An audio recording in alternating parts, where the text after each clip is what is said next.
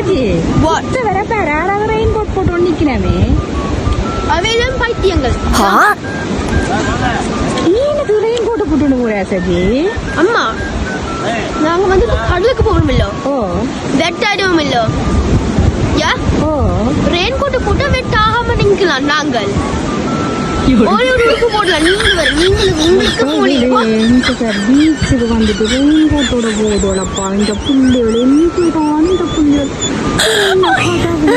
கடவுளே கடவுளே